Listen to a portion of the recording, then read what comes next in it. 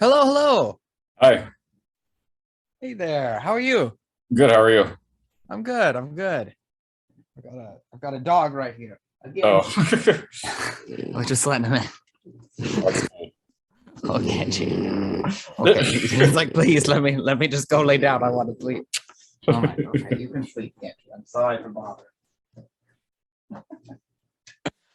Uh, all right here. Okay. Sweet. All right. Well, cool, cool. Internet interview format like just about an hour and we'll just go back and forth Yeah, and that sounds great. yeah. Thanks for willing to do this. Yeah, of course. Of But course. yeah, so I could just jump around then in terms of roles, your Yeah. career. So I know in terms of voice acting, it started with playing cats in Black Butler. Yeah. Yeah, it did. So the way that started was interesting because I was with Michael, but I didn't have plans on being a voice actor. I was a software engineer through and through, and I had acted. I studied like musical theater and opera when I was younger. I did like I was Valjean and Les Mis my senior year of high school, and then I was just away from it for a good extended period of time. I worked in Japan as a translator, came back. Michael and I moved in together, and I was working as, like I said, an engineer. And my brother started going to college for musical theater, and there was this show. It was Les Mis again, and he messaged me and then was like, "Hey, can you just to come audition for it?" And I was like, "Okay, cool, cool, cool." And I thought I was going to be in the chorus or something, and I got cast as Marius, and so I started getting back into acting, and then we knew Ian Sinclair, the director of Black Butler, and he messaged me out of the blue one time, and he said, "Hey, the translators are having a problem with the dialect of a character. Can you help us out?" And I was like, "Okay, sure." Send it to me. So Ian Sinclair sent me this script for Black Butler Book of Circus, the third season, Mhm. and the character was Joker. It ended up being played by Matt Mercer, and it was a weird dialect. It just had these weird verb endings. I was like, okay, what's this? And I did my research on Yahoo Answers, which is still being used in Japan, weirdly, and found that it was like a performer's dialect that originated in Osaka. And so I sent him all this information, and he and Matt Mercer figured out the dialect they wanted to use, the British dialect they wanted to use. And then Ian said, like, "Hey, as a thank you, do you want to come in and voice all the cats?" And I was like, "What? Sure. Why?" And he was like, "Well, Sebastian hates everything except for cats, and that's kind of like Michael and you." And I was like, "Okay." So I went in, and as I was in the session, he was like, "Do you have a British dialect?" And I was like, "Yeah, I do." He said, "Okay, cool." And so we did some voice samples, and then he put me in Book of the Atlantic as Patrick Phelps, this like a shipbuilder, Yeah. and that's kind of how it started for me. And did you take the dubbing easier considering your experience in acting and music?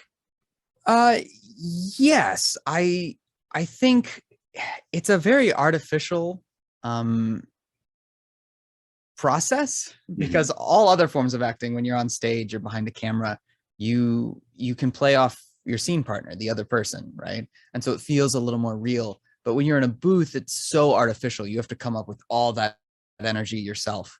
I got used to the technical aspects of dubbing very, very quickly, but the acting I had to study a bit more. And like I said, I was trained for musical theater, so that's a very stylistic type of acting. Right. And so I actually started taking acting classes and did like I had private teachers and just started like drilling all these acting techniques and studying like Meisner technique and Stanislavski and Stella Adler and I Mhm. did a lot of on camera uh, acting classes and scene study stuff, and that helped me get used to the acting more. Was there ever any aspiration for you to try to pursue live action once things got going with acting, or? Um, I did it a little bit. Like I'm still signed to an on-camera agent in Dallas, but I only do voiceover. Yeah. So when I was just starting off with my acting career, I did voiceover auditions and on camera, and it's just on camera takes so long. It's Right. just you have to memorize those auditions, so you have to. It's a longer process, right? I can whip out like 5 auditions in an hour for voiceover, but for on camera, I can only do like 1, maybe 2 in a given night, and that'll take up the entire night, right? So I was an extra in a Michael Ironside film called The Harrowing. Oh, Yeah, I that filmed in Dallas, and I was only on set for like a night, and then I did a short film that was submitted to some film festivals. But that's really like, oh, and I was in Brina Palencia's web series, The Troubadours, and then what was the other one? Confessionals. There's a web series called Confessionals that I'm in as well. But that's all my on camera stuff. okay. Like after a while, I was like, I started getting more work in voiceover, and there's a fundamental tension between voiceover and on camera in terms of scheduling, because like if you're on set for a week, then let's say I'm recording something for Crunchyroll that's weekly, then I can't record that. You know what I mean? Yep. So it's concerning. I get anxious about it. I'm like, oh no, what if I pursue this and it went well, and then I had to choose, and then I can't choose it, so it's like, I'm good. I'll let them do that. Yeah. So I would assume too that Sellen and Show by Rock was relatively early too. That was early too. And so sometimes you'll hear like different stories on how I started voice acting. The very first one was the cats in Black Butler, but that was actually recorded at Okratron. So it wasn't really I didn't really get into the Funimation world until Caitlin Glass called me in, maybe like almost a year later. And again, I'm not thinking of becoming a voice actor at this point. It's just like my acting is musical theater. I was doing shows. I did Les Mis. I was in Fiddler on the Roof and some other like pro theater in Dallas. But that was just a hobby for me, right? I'm still working like 40 to 60 hours a week as a software engineer. And Caitlin Glass calls me out of the blue and is like, hey, Brandon, I know this isn't like your thing, but I've seen you in shows in Dallas, and I need a singer for this show, and you would be perfect. Do you want to come in? I'll teach you everything you need to know. It's like, okay, oh sure, Caitlin, for you, whatever, of course. So I went in, and I'm like, what's this? What's all this? How do we, because I'd only done like 1 session before, and she was very kind and very sweet, and that was my first like named role, I think, other than Patrick Phelps. But that was my first thing at like Funimation. Yeah. So it was good. And then other directors started pulling me in, because all the directors talk, right? Like, I've got new talent. You can use, Yeah. And do you have outside of a Given, do you have a favorite in terms of your other musical roles, like Ensemble Stars and Actor Song Connection? Actor Songs Connection. Yeah, you hit it on the head. Okay. That I had so much fun with that show. It was wild because I got the audition from Sound Cadence, and I always do my auditions late at night, right? I try to get everything else done in the day so I can walk into my booth and like turn all the lights off except for like my little LED strip lights that are very like, they're like light blue and very calming, and I can just focus, right? So I listen to the reference, and they're like, we need singers, here's the song, whatever. And I'm listening, and I'm like, this kind of sounds like me. This is the same voice type as me, like exactly the same singing type as me. Okay. And that's super rare, right? Yeah. Like we almost never hear audio samples that sound like us from the Japanese already, but to have it in like a singer's voice too was kind of cool. And I thought, well, I have to audition for this. I have to at least put my hat in the ring, and sent that in and got cast as Saku. And that was a fun one because it was, I believe to date, the only musical show that was dubbed on a simuldub schedule where the studio was doing full production on the singing and getting like the vocals tuned and mixed within that week deadline they have. So it was quite intense. It was like, you got to do this. Can you come in tomorrow? Okay.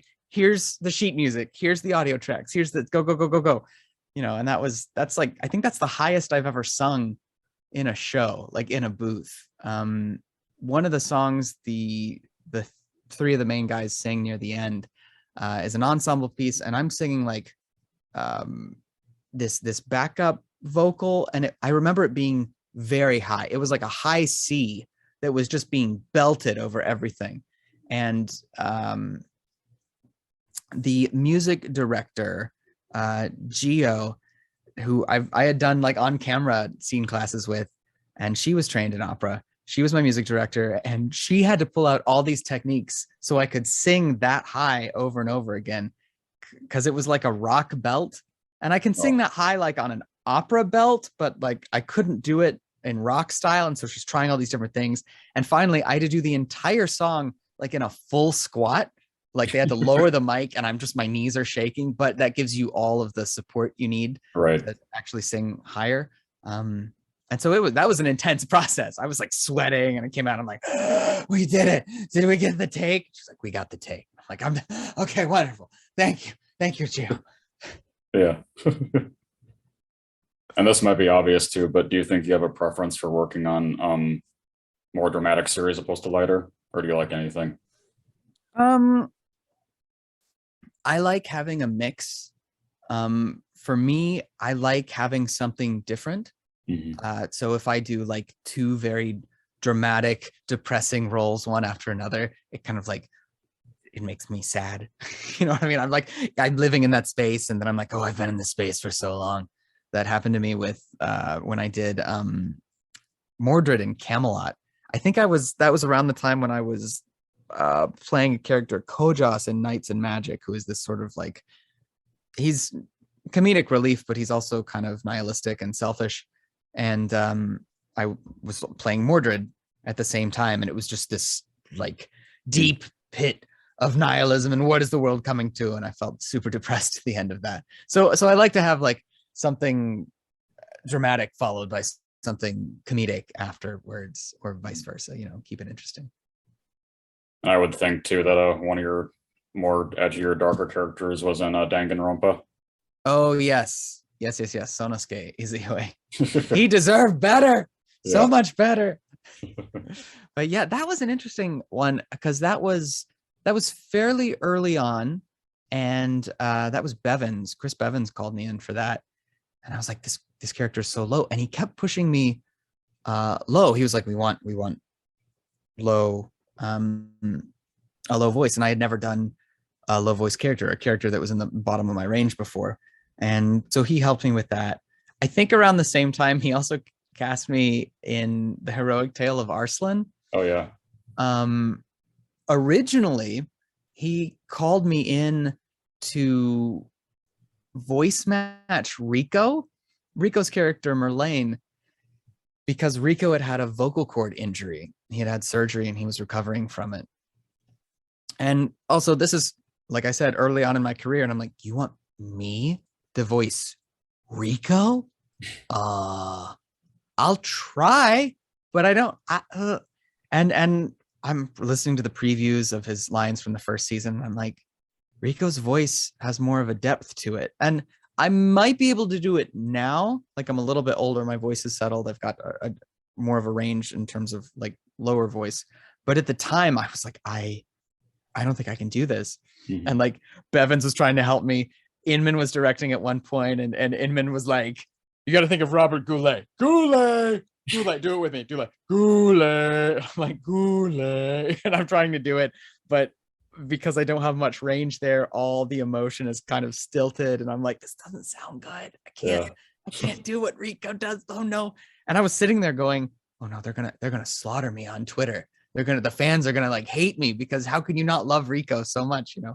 And luckily that was never used. That Rico actually came back. I think he was supposed to be on complete vocal rest for 6 weeks, and after 2 weeks he was like, I'm fine. And we were all like, Rico, what are you doing? But he actually was okay. And so yeah, there's a little behind the scenes that not a lot of people know about. Okay, yeah. It is kind of related to that. What do you think the case is so far where you've had to alter your voice the most significantly for anything? Good question. Demon Slayer, Gyutaro, earlier this year. Yep. That was the weirdest audition I've ever gotten. So I moved to LA with Michael about 2 years ago, and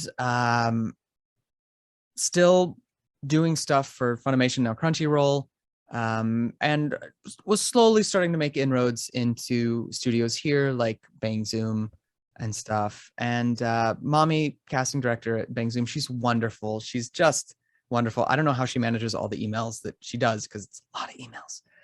But so I would get auditions from her every once in a while, and I played a few little parts for her here and there. But I was like, cool, I'll play bit parts, little parts. Great. You kind of get an understanding with casting directors. They sort of see you in a certain light. They're like, oh, it's this kind of character, I will send this audition to this actor, right? And so I was getting that kind of from Bang Zoom, which I completely get, because there are certain types of characters that I can nail in a heartbeat. And one of them is like, if it's a sassy character that may or may not be queer coded, I'm all over that. I can do that in my sleep. Like judgy, condescending character like Gen and Dr. Stone all day, right? Or Shubi and Back Arrow. Like, I can do that in my sleep. And then out of the blue, I get this audition for Demon Slayer. And when you see Demon Slayer audition request in your email, you stop everything you're doing and you read that email. You're like, oh, yes, absolutely, Mommy. Yes, thank you so much. Oh my gosh. And I'm reading it and I'm like, I'm never going to get this. Like, Demon Slayer? Come on. No, I can't. No. But I'll read it. I'll listen to it. And I listened to the vocal ref, which is Ryota Osaka, who's the voice actor for Gyutaro.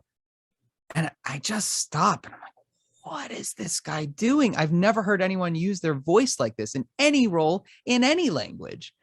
I just hear like this and just kind of growling through these lines, but there's this falsetto distortion going on. And I'm like, okay, this is like scratching all the engineer parts of my brain that are like, we can figure this out. We can do it. We can just figure it out, Brandon. So I'm sitting there and I'm flashing back to this vocal pedagogy class I took in college. I was a vocal performance minor in college, and we had like anatomy books of the larynx and stuff. And I'm trying to break down what he's doing. I'm like, okay, vocal fry and falsetto. That's weird. I don't hear that very often. Down into chest voice. And so I'm walking around the house trying to do this voice before my audition. And I'm like, I was talking to Michael. I was like, do you want ketchup for your fries? And Michael's like, could you stop? Could you not do that, please? And I'm like, I'm practicing. So I did that for like an hour or two, and then walked into the booth and did it. And I was like, I think this is a good audition.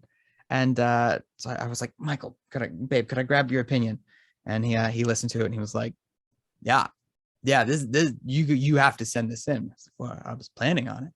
And then I got the call and did that. But that was a very vocally intense role, just because I'm using my voice in this very strange way. And he's a very angry, bitter character. So emotions are heightened. Also, I recorded remotely from my booth, which is a wonderful setup. I have a Studio Bricks booth, but the ventilation on those things isn't great. So after a couple hours, I'm just like drenched in sweat, right?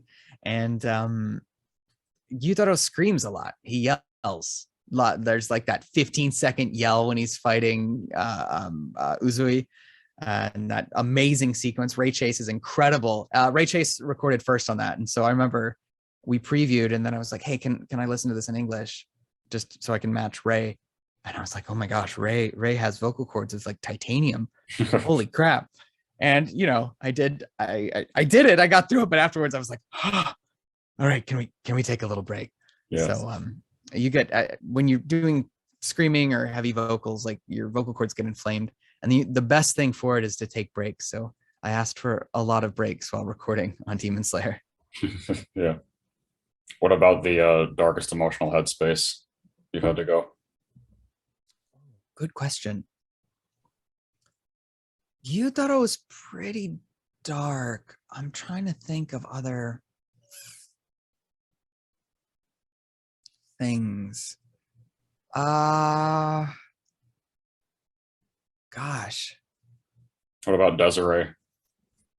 Oh, yes, that show, DSC Day. Yeah, that was a fever dream of a show. Yeah, it's weird when you're cast as like the lead and also the villain. I mean, not the giant villain, but like a villain. That was an interesting show to work on. Yeah, that was real dark. That was super dark. And those scenes, I distinctly remember being in Tyler Walker's booth for that down at Funimation. And I think it was like second, third, fourth episode where Ren is he's fighting some creature that has like a spider web thing, and so he's like tied up in the spider web, and he's getting his like limbs ripped off or something.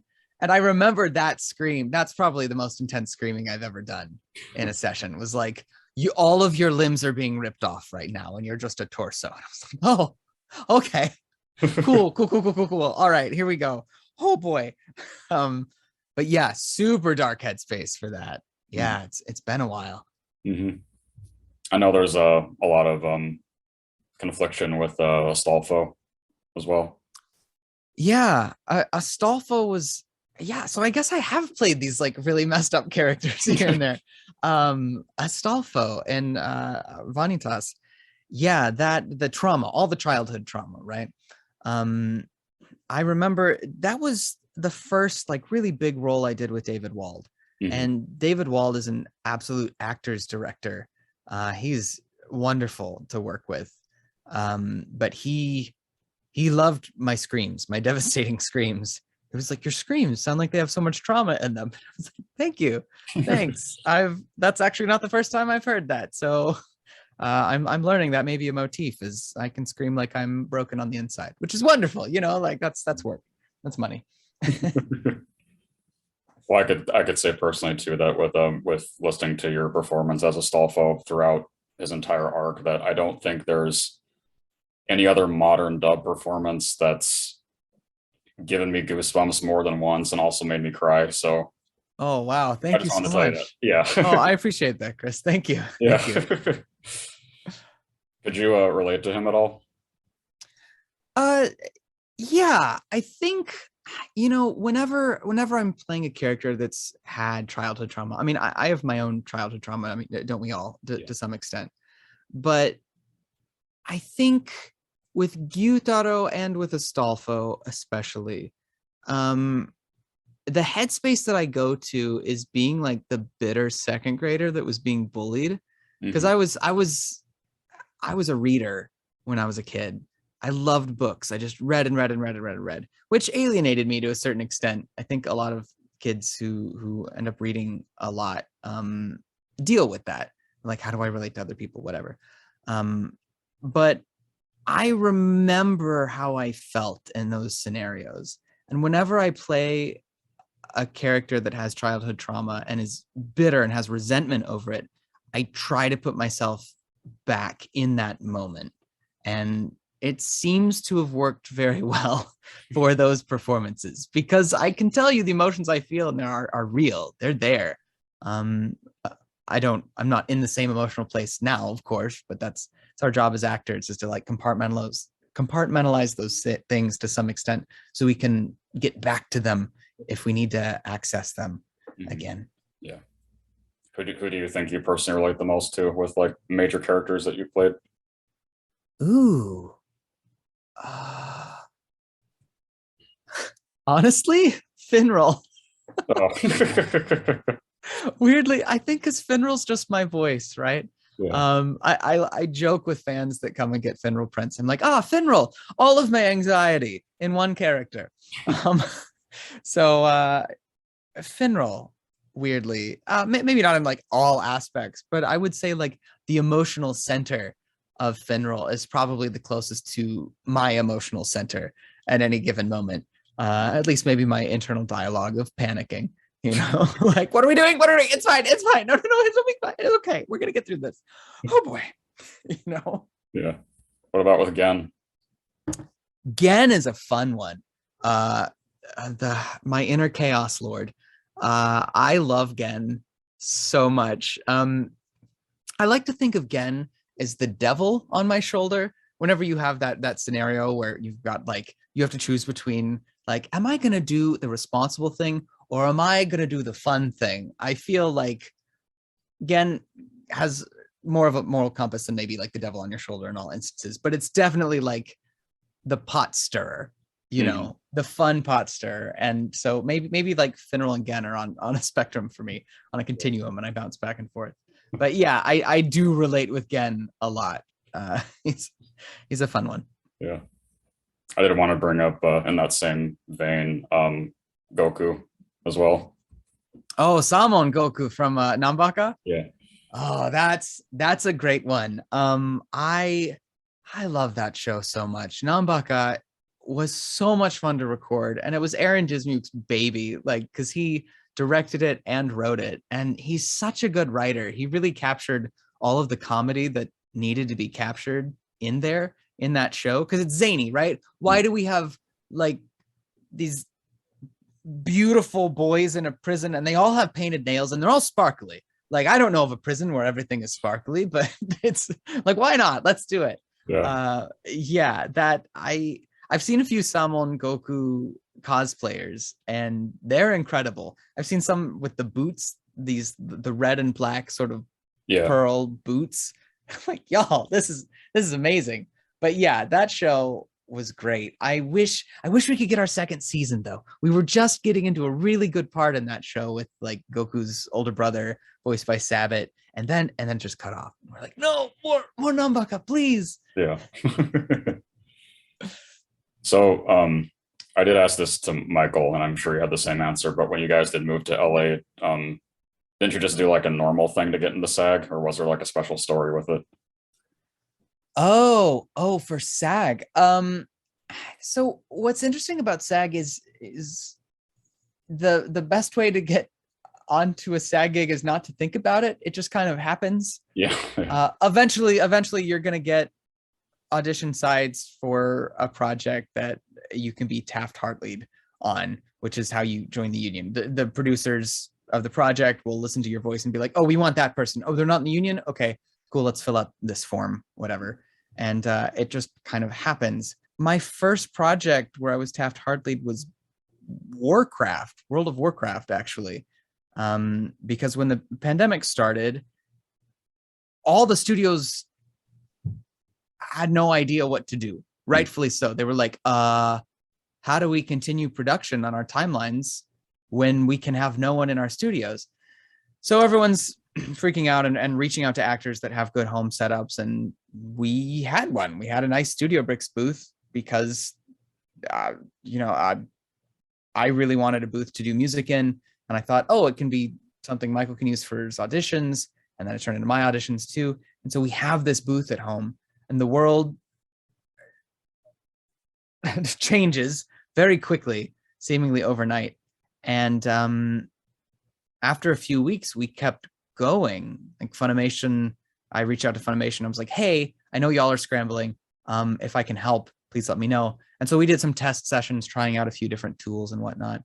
And then the LA studio started reaching out. Like I had made friends with Andrea Toyas, who's a senior voice producer at Blizzard. I had made friends with her at a class in Dallas and then at VO Atlanta.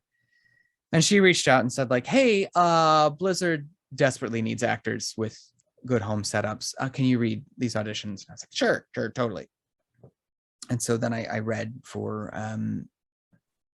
2 parts and was put in the Shadowlands expansion. But that was while I was still in Dallas. Oh. And so that was, I think, my first Taft-Hartley project. And there was another one. I kind of got like 2 at the same time. And then you're just kind of eligible after that. But yeah, I've never like made a conscious effort to try and get those projects or anything. It just eventually happens in your career, I think. Mm-hmm. When did Fire Emblem come along? Oh, Fire Emblem Heroes. That was also in Dallas around the same time. I think Fire Emblem Heroes was trying to, they needed people with good home setups as well. Mm-hmm. And so Patrick Seitz reached out and asked me to send in an audition. And so I did. And that's how Zane happened. Mm-hmm. But I was still in Dallas at that point. It's wild to think about. Was that because with the second time that Zane came in, was that still Patrick directing you, or was it Caitlin Galt? I think it was Caitlin at that point. Okay. Yeah. Did you get much attachment to his character? I know those sessions are like really short, but They are really short, but I do. He's a fun one. He seems like a fun zany character, and I know there's a lot of history with that character, right? Because he's from an older Fire Emblem game, and the fans really seem to enjoy him. I've gotten a lot of love for him, even though like I feel like the dialogue isn't terribly comprehensive in terms of story or anything. But whenever I'm in those sessions, I try to ask the writers what for as much context as possible, like what's going on, what's this world, you know. And I feel like I'm able to develop some kind of connection to that character. And I do feel like the energy of Zane is kind of similar to Gen. You know, right. he's like a fun trickster, so I enjoy that. Do you tend to consume very much media that you're acting in, or I do. The thing for me is there's so much right? that it's hard to keep up with, and it feels very strange to say that, but like Warcraft, I really wanted to get to that point in the game and play because and hear my part in that, because I played a lot of World of Warcraft in high school and college, like an obscene amount of World of Warcraft. But I don't have that time now. Like I couldn't do it. I just watched like streamers and videos of other people playing it to hear my performance. But other ones, like I did hear Zane and Fire Emblem Heroes. What else? I played a little bit of East 9 as well. It's harder with the video games, right? It's easier with anime because I can just like watch a show, right? And it's a limited amount of time, maybe like 4 to 6 hours. But for video games, it requires a much bigger time investment. Yeah. So were you guys also still in Texas when you got a Cardcaptor Sakura? Yes, that was earlier on. It was before the pandemic. I want to say maybe a year or two after selling with Caitlin. That's how I became friends with Amanda Lee, Amelie. And that was a fun show to work on. I think in no small part because Caitlin is such a fan of Cardcaptor Sakura. And coincidentally, so am I. Like I think when I was in high school, I definitely had the Clow cards, like the Clow Read book Right. with the actual cards and stuff. And I really love that show. It was fun. It's cute. It's a cute show. Yeah. Yuna's interesting too, since like even though he's a villain, he's not like really crazy or evil or anything. Right. And we don't get the full context for everything he's trying to do in the show. Right. I feel like we get kind of cut off before we get all the information we need on what he's doing. So there's still a little mystery, I think, with Kaito. Yeah. And then another character that's on the complete opposite side of that is in Fire Force. They were really cool. Yeah. Kirono. Oh yes, Kirono. Kirono's fascinating because I love the depth of the character in terms of like you start with him in Fire Force and you're like, this dude's a creep and he's a little creepy. Yeah, I can't disagree with that. However, that scene when he's like talking to his company on the phone and he's like, I need a raise or whatever, like I'm not dealing with this crap anymore. I kept getting flashbacks to when I worked in Japan for my Japanese company because it was always something. It was like, hey, we need you to work these trade shows for like 5 weekends in a row and also come into the office during the week. So you're just going to work for 6 weeks straight or something. That was exactly how I felt. And I was like, oh, I know what this feels like. I've got the perfect inspiration for this. That was fun. That was also an interesting character because I think it was directed in part by Kyle Phillips and then in part by Chris Wakehamp, I think, which was cool. That was the first time I'd been directed by Wakehamp. He's wonderful to work with. Kyle too. But yeah, it was a good time. It was a good time. Yeah.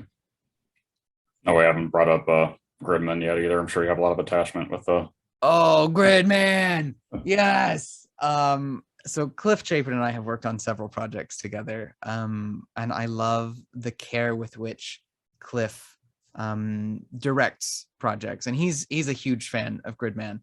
So when I got to read for that character and then eventually got cast, I was ecstatic. I was like, oh wow, this is so cool.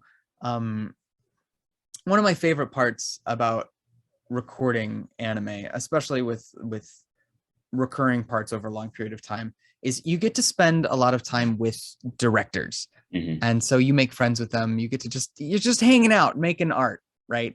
And Gridman was, I had so much fun with Cliff on that project, and Cliff would you know, tell me that certain scenes reference certain tokusatsu shows or movies, and I just loved hearing all of his knowledge about the show. Right. But while I was recording on that, I realized something about myself, is that I work best in groups. Like when I think of work, like what makes fulfilling work for me, it's not being alone. It's like working with other people on stuff, because being in the booth doesn't feel like work. It is work, don't get me wrong. Like I said before, when I was recording Demon Slayer, you're sweating from head to toe, screaming your face off, having to be mindful of your voice, matching flaps, reading the script, acting, you know what I mean? It's work, but it's not draining for me the way I think being alone in a cold, dark room for 9 hours programming is for me. Right. Some people flourish and like love that. That's their jam, you know, but it's not me. And I think I realized that as I was working on Gridman with Cliff. So yeah, that show's super special to me. I'm very excited about the crossover, the Gridman universe. It looks like a movie that's going to come out next year. It was just announced. I don't know anything other than the tweet I've seen, but I hope, I do know that Yuta's on the promo poster right in the middle of it. So I think he'll be back.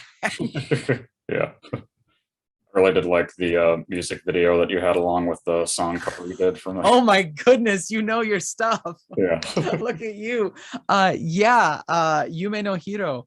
I've always been interested in music production, and I've been teaching myself for a long time. There were several years where I was producing all of my own music, and I still do a little bit, but it's really tedious and time consuming, and I don't have a ton of time. But I knew I wanted to cover the Gridman song. That song is so much fun.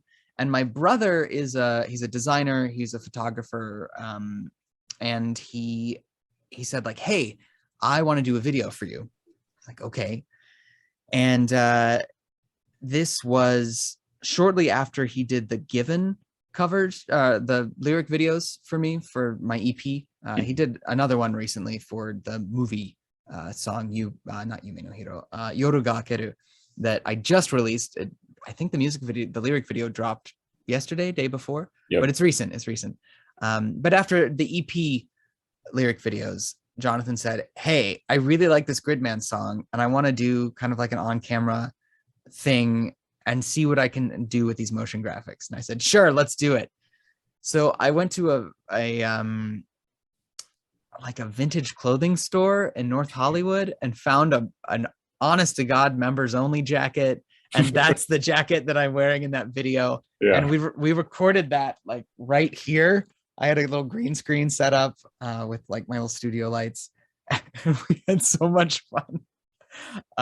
It was pretty cool. And that video didn't get a ton of views, I think, because Gridman doesn't have a huge following in the States. It has a massive one in Japan, right, but not a huge one in the States. And that video actually got the attention of there's a YouTube, he's a singer, a musician, producer, Jonathan Young. He's done a lot of anime song covers, and I think he's most known for his metal covers of Disney villain songs. I don't know if you've heard of him, but he's pretty cool. He loved that video so much that he reached out to me and said, dude, your video's so cool. I want to collab with you. Like, you want to collab with me? Okay. And so we covered the first One Piece opening, We Are, and he's marvelous to work with. But yeah, so that's that Gridman video has led to some amazing things. Also, weirdly, I did an interview with a Japanese magazine because of Gridman. Oh, cool. Yeah. Yeah, I think the publication is called Kaiyo, Kaiyu, .net. And yeah, they reached out and they were like, we want to do an interview just by text, like these interview questions. I'm like, okay. So they sent them to me in English and Japanese, and I responded in English and Japanese, and then they corrected my Japanese because it's not perfect. It's not native. It'll never be perfect. But they used it and they published it. It's like, this is so wild. How Yeah. wow, this Gridman must have a massive following if they want to interview the dub voice actor. Like, I'm honored. Thank you so much. Yeah. But yeah, it was cool. It's I love Gridman. Mm-hmm. It is interesting to me that how you can. It seems like you can easily adapt your voice to rock and pop and different genres like that. Oh, thank you. Thank Yeah. you. That's something I've actually had to work really hard on.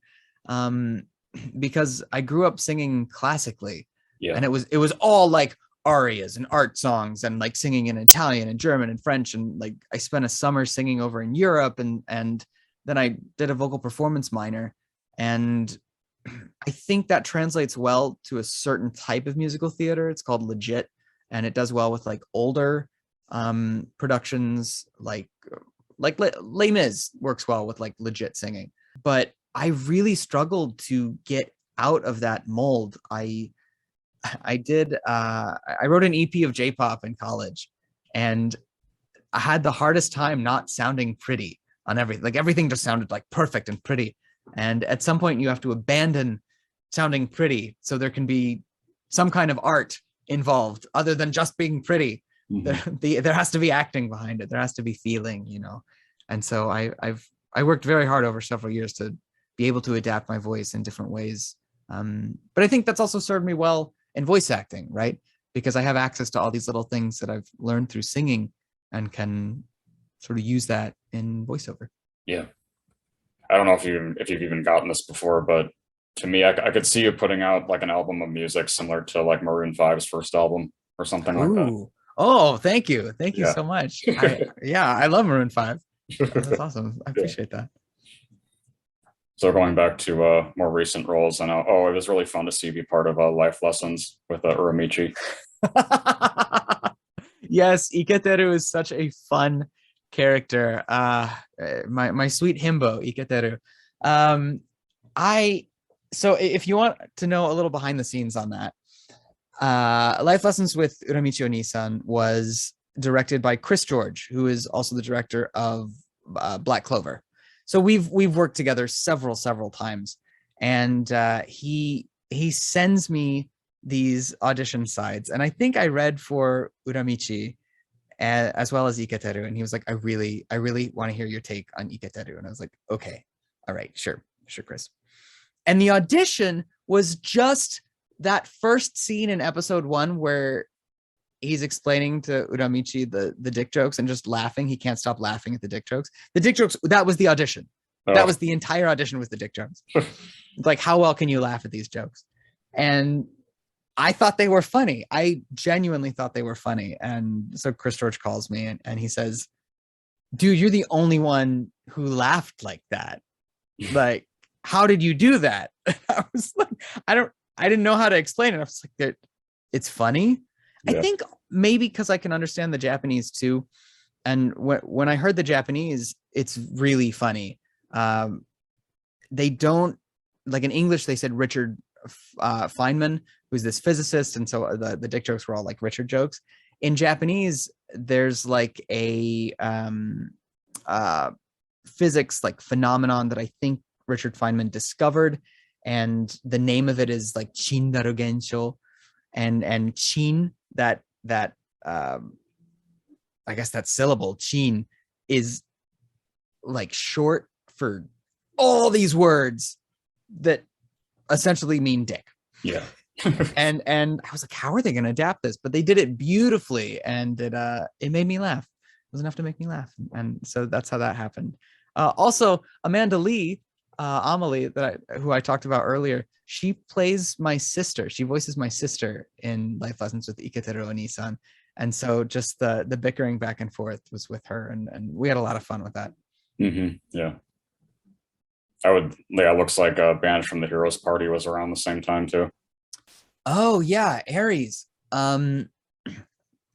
That yes. I remember reading for that role around last Christmas, maybe.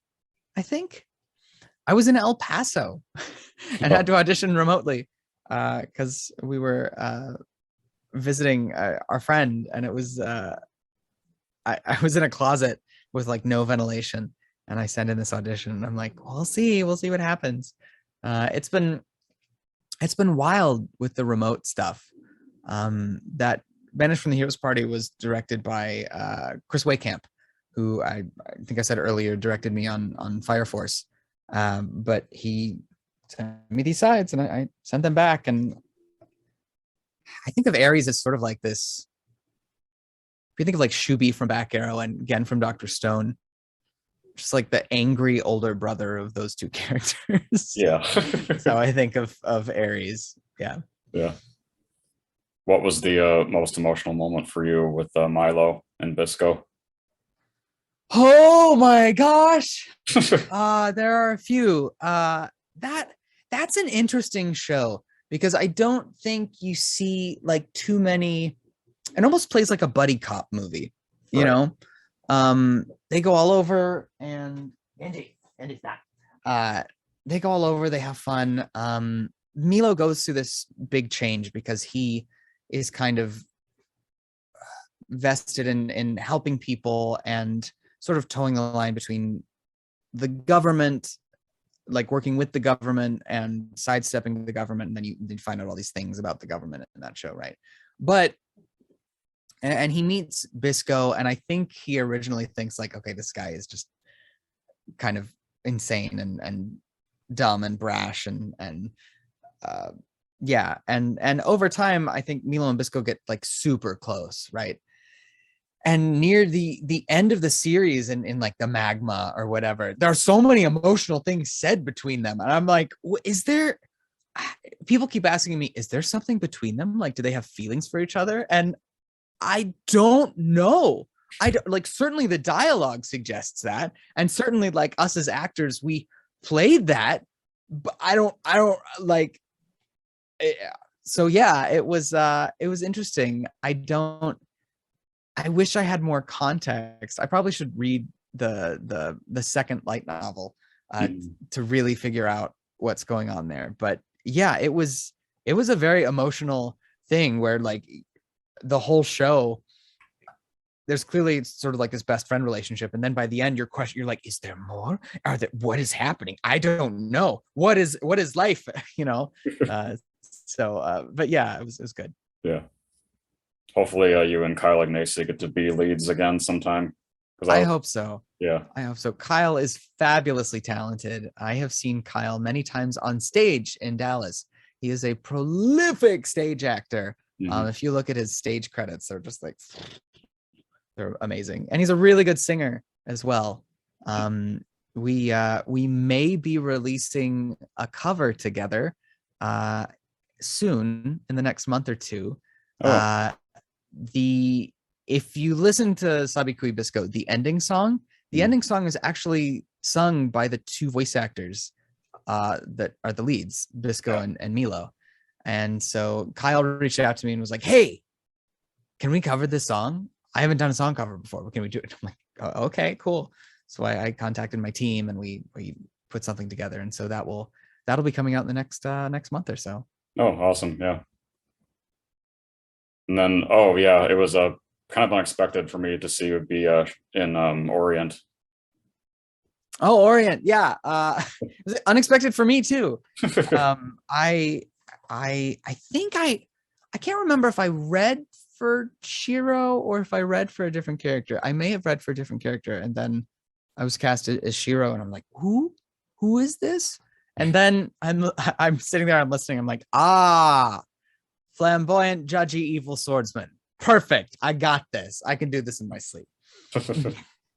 That's a fun one. I really enjoy that. And also Melly Grant is the writer on that show, and she will message me and be like, oh my gosh, have you seen the latest episode? Like how ridiculous Shiro is being. I'm having so much fun adapting your dialogue. So we'll go back and forth. It's Yeah. it's fun. You had a pretty good, I guess one of the most recent things you can talk about is Kakegurui Twin. You had a pretty gross character in that. Oh my gosh. Yes, that character. Yes. I didn't know anything about this show, but really I didn't I think I can't even remember if I auditioned, because sometimes a director that needs something last minute, like if it's a small part, where I think my dude only shows up for a few episodes, he's not like the most important character to the storyline. So sometimes studios won't have the resources to audition that, right? They'll if a director has worked with an actor before and they're like, oh, I think this actor can do it, sometimes they'll just book them. And if I recall correctly, that's what happened here. And so I go in and I remember talking to the director, and he's explaining the show to me, because I see it and I'm like, okay, they're in a school. And I'm thinking in the back of my head, I'm like, oh, is this like a classroom of the elite situation or what? And as he is talking more and more about this show, my eyes are getting wider and wider. I'm like, oh, really? That's what the show is about? Okay. Oh. And I believe I remember him saying like, okay, your motivation is you have so much money and you're a virgin. Go. Like, okay. And you're an entitled asshole. And I'm like, okay, cool. All right, great. Perfect. But yeah, that was an interesting show to be part of. Yeah. Is there anything else that's upcoming or part of you can safely talk about? Let's see here. Well, I think most recently I did some more stuff for Genshin that just dropped, and I think 3.0. Okay. Tariq, Tariq, which I completely forgot about. Sometimes it's really hard to keep track of things, because we do sessions all the time, right? And I'm not keeping track of when certain things are being released. And so the Genshin fandom will always let you know. Right. They're incredible. They know so much. They were like, Brandon, is this you? This sounds like you. And there's like a video. I'm like, oh my gosh, can I talk about this? Because we as actors are terrified of announcing things before we're supposed to, because we can lose work that way. People have been recast for that, whatever. Generally, if it's out in the world, then you can talk about it. And so I was getting videos of this character, and I'm like, okay, it's safe to talk about it. I can talk about it. So that just dropped. What else? We did the Dr. Stone special episode that was being promoted a lot at AX, and then that came out, which is sort of like a bridge between season 2 and season 3. Mm-hmm. And it's a proper it's like an hour-long special, which is very exciting. And Cliff Chapin, who used to direct Dr. Stone, is the voice of an integral character for that special episode. So I'm really excited about season 3, which I think is supposed to be coming down the wire next year, 2023, I believe. And what else? Classroom of the Elite season 2 is going on right now, and that's out. And then I think Orient is going on. I don't really know what other next seasons are coming out. I think that's all I can talk about right now. Okay. Yeah. Yeah, the clip that Crunchyroll shared of the most recent Dr. Stone, with the scene that you reposted, that was really cute. It's fun.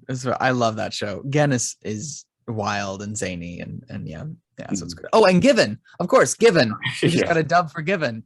That dropped maybe like a couple months ago, 2 months ago, maybe at this point. So yeah, Given. And I think the dub for the movie was announced on the Crunchyroll store. They're releasing it. A physical release will be mid-November, I think. Okay. So that's exciting. And I've also got my cover of the song from the movie that I just released. So it's on Spotify and YouTube and all the places. Mm-hmm. Well, my final question then is always asking, what do you want your legacy to be? Oh, what a that's such an intense question. My legacy. Um, well,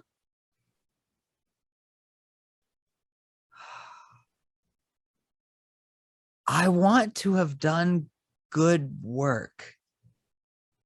Yeah, that's how I want to say that. I think there can be a tendency from the outside that there's a lot of glamour in this industry. There's glamour in the Twitch followers and the convention appearances, and like yes, that's all fine and good and nice and wonderful. But I think with that comes a responsibility. Mhm. You know, we go to conventions and people take they dedicate their time, they use their valuable, precious, limited time to come see you, to come say hello, and they spend money to get your autograph and see you. And I feel a very deep sense of responsibility to be there for them and to I to have them walk away with a positive experience and to feel good about it, and to think, oh, I did this thing and I met this person and it was a good thing and I had fun and I was uplifted by that. And so I try very hard to do that. And I, that's partially what I mean by good work. Mhm. The other part of good work, I think, is going into the booth and um,